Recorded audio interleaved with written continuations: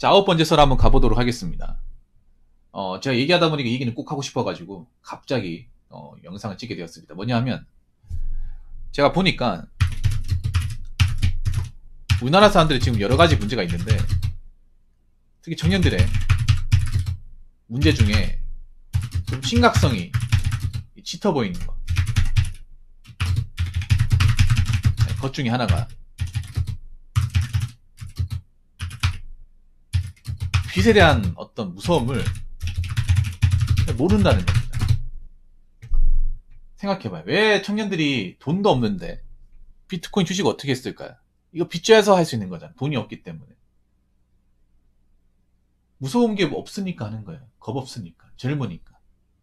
어떻게 되겠지란 생각으로. 특히 뉴스 이제 우리나라에 약간 이런 제도를 우습게 생각하는 사람들 많아. 뭐 파산시청 워크아웃. 망하면 나라에 도와주겠지. 망하면 나라에서 도와주겠지. 우리나라 빚진 사람들 구제해주는 제도 있잖아. 개인 파산, 워크아웃. 근데 이게 여러분 생각해봐. 이게 뭐 빚진 사람들, 정말 어려움에 처한 사람들 도와주는 제도는 맞아요. 법적인 제도는 맞는데 나라에서 이거를 그냥 아무 어떤 자격도 없이 그냥 계격 사유 없이 그냥 해주겠냐는 거죠. 근데 많은 젊은이들이 여기에 대해서 굉장히 관대하게 생각을 해요. 이건 진짜 위험한 생각이야. 웬만하면 이런 상황까지 가면 안 돼요, 여러분.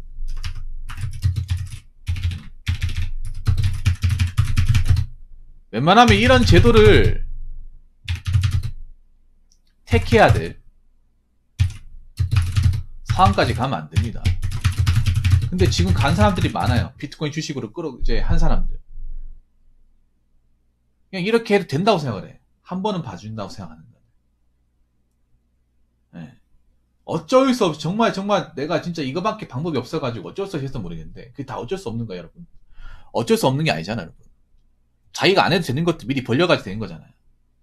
근데 다 보면 웃긴 게 나 이런 워크아웃 개인 파산하는 사람 얘기 들어보면 좀 짜증나는 게 뭐냐면 그런 거야. 살려고 했다.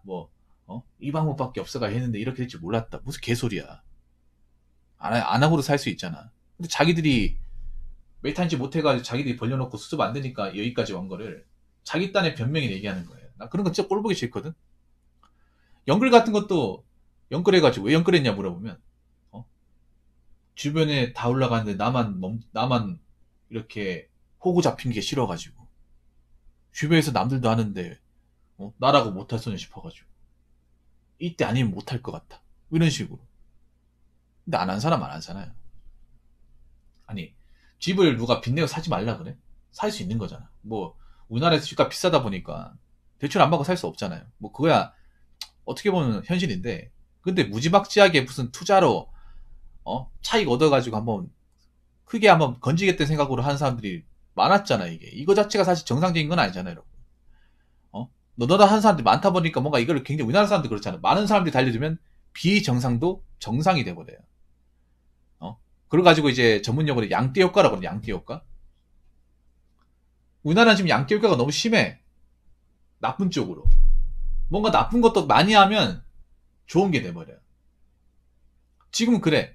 지금 뭐 개인 파산 워크업 나라에서 뭐 구제해준다. 해결해준다고 하니까 이거 해도 되는 거야. 그럼 한번 망해도 되는 거네. 한번 자빠져도 되는 거네. 빚져가지고 못 갚아도 되는 거네. 이렇게 생각을 해. 이거 자체가 위험한 생각이야. 지금 그렇잖아요, 연수님. 한 번 망해도 나라에서 뭐 보너스 같은 거 뭐 생명 하나, 아이템 하나 주는 거네. 그게 아니라니까. 왜 이렇게 좀 대학교까지 나온 사람들 생각이 왜 이렇게 1차원적인지 모르겠어, 우리나라가. 워낙 이 가스라이팅과 샤머니즘을 오랫동안 지속적으로 받아서 그런지 모르겠는데, 좀 많이 배운 사람 치고 생각이 너무 어리석어요. 내가 봤을 때는.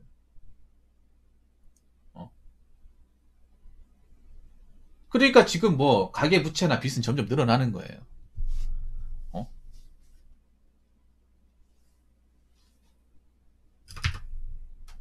그러니까 이런 제도를 택해야 될 상황까지 가면 안 돼. 절대로. 여기 계신 분들은. 대출이 지더라도 감당할 수 있는 만큼만 줘야 돼요.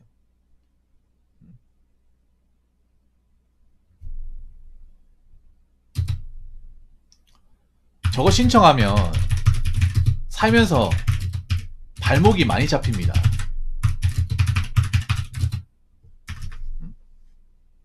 웃긴 게 그런 거야. 여러분 굉장히 이기적인 생각이 많아요. 저런 거 신청하면서 많이 되면 나는 정상인으로 살아갈 수 있겠지. 무슨 정상이야.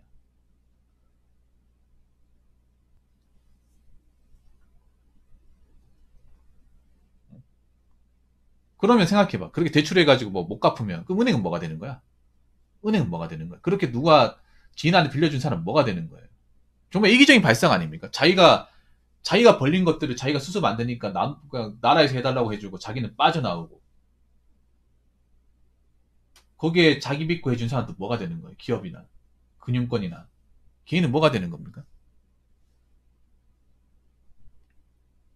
뭐 자기가 어쩔 수 없이 했다고 하지만 막상 보면 자기가 벌린 거잖아요. 연수님 안 그래요? 솔직하게 얘기해서 누가 그렇게 하라고 했어요?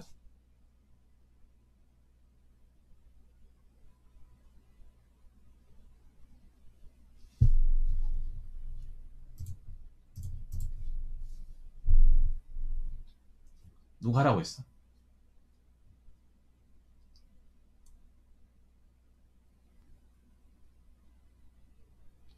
그리고 뭐 저렇게 하는 이상 많은 사람 피해 주는 거잖아. 맞잖아요. 왜 자기만 억울하니 당했고 자기한테 뭔가 대출해주고 지원해준 사람들은 억울하다고 생각하지 않는 거야. 난 그게 정말 싫어요, 이게. 왜 자기들만 뭐 억울하다, 자기들만 힘들다 얘기하고 왜 주변 사람들은 생각하지 않나 말이야. 어떻게 보면 이기심의 끝판왕이야, 이게 어떻게 보면. 자기가 벌려놓고 자기가 안 되니까 나라에 도와달라. 나라에 도와주고, 그래가지고 이 사람은 돈 못 받으면 그 사람은 돈 준 사람은 어떻게 되는 거야? 그 사람 믿고 해준 은행이나 개인은 어떻게 되는 거야?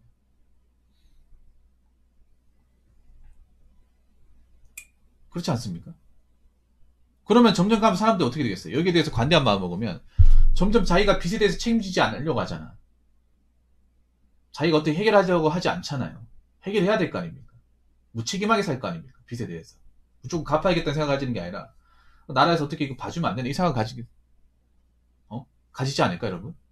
지금 그런 생각 가진 사람들 많았어. 그냥 빚지면 나라에서 한번 봐주겠지라 생각하는 사람들 굉장히 많았어요. 이거 자체가 병폐 아닙니까, 병폐?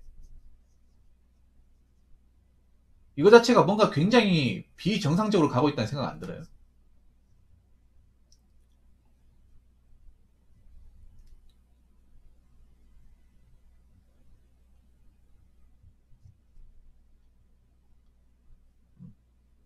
자기가 책임진 상황을 만들어 놓고 책임을 안 지려고 한다. 그러면서 나는 피해자를 만들게 된다.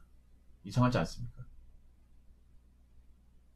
그런 생각을 가진 사람들이 점점 많아진다. 이상하잖아, 여러분. 그리고 생각이 짧은 게 그런 거예요.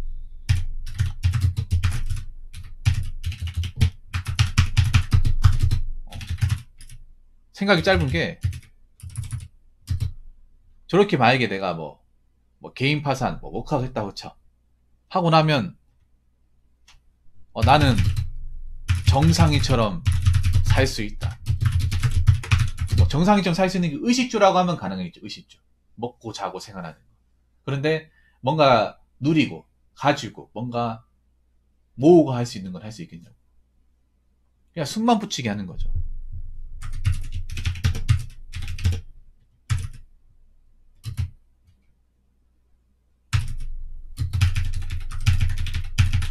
네, 숨만 쉬게 하는 거, 숨만 쉬게. 근데 이게 정말 잔인한 겁니다. 현대 사회에서. 현대 사회에 그냥 숨만 붙어 있게 사는 게 정말 잔인한 거야.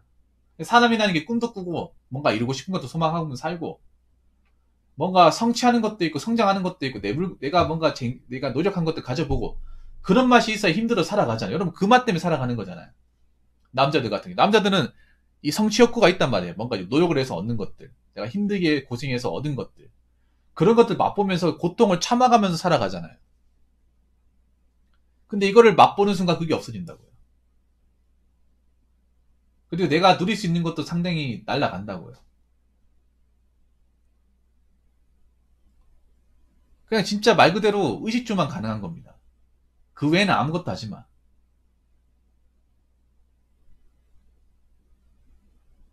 특히나 나이가 먹은 상태에서 뭐 이렇게 뭐 구제받겠다고 하면 모르겠는데, 나이가 먹은 상태에서. 근데 나이가 어린 상태에서 이걸 해보니면 어떻게 될까? 나이가 어린 상태에서 아직 아무것도 모르는 상태, 아직 앞길이 창창하고 뭔가 좀 책임지거나 일을 해야 될 게 많은 사람들이 이미 어린 나이 때 저기 발을 담가버리면 어떻게 될까? 남은 인생, 앞으로 내가 해나가야 될 상황들은 어떻게 할까요? 그리고 이게 문제가 뭔지 알아? 개인 파산 워커는 난 솔직히 좀 안 좋게 보는 게 뭐냐면 그런 게, 저게 저렇게 돈을 빌린 사람들은요, 은행만 빌린 게 아니라, 이거 아실까 우리 템페스님?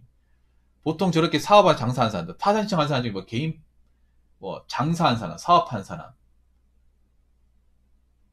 그런 사람도 있고, 비트코인 주식 뭐 토토한 사람이 있는데, 이분들 특징이 뭔지 아세요? 은행에만 절대 빚을 진 게 아니에요. 은행은 기본이고요. 뭐 제2금융권, 제3금융권, 그리고 지인, 가족, 형제 다 건드렸어요. 그럼 이거 신청하면 못 받는 거야. 날라가는 거예요. 정말 힘들다고 해서 없는 거 다 줬는데 날라가는 거야.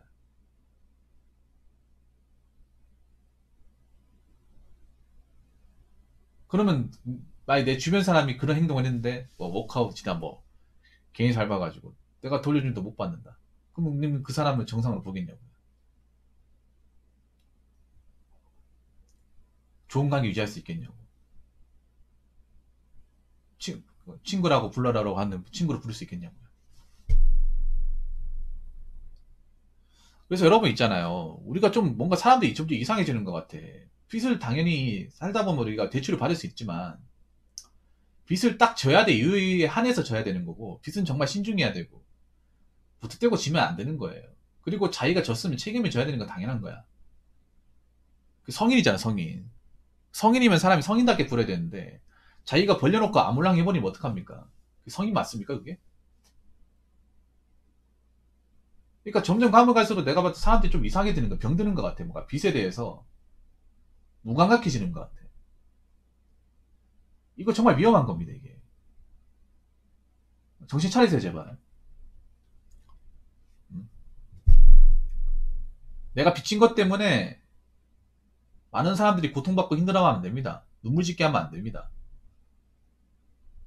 음? 그리고 그거 발 담그는 순간, 그냥 나는 그냥 먹고 사는 거 그걸로 끝나는 겁니다. 다른 건 꿈도 못 꾸고. 그냥 내가 뭐, 나라에서 뭔가 좀 비릴만한 언덕이 생기는 게 아니에요. 이거 발 담그는 순간, 그냥 앞으로 인생은 그냥 뭐, 의식주만 충족하고 사는 겁니다.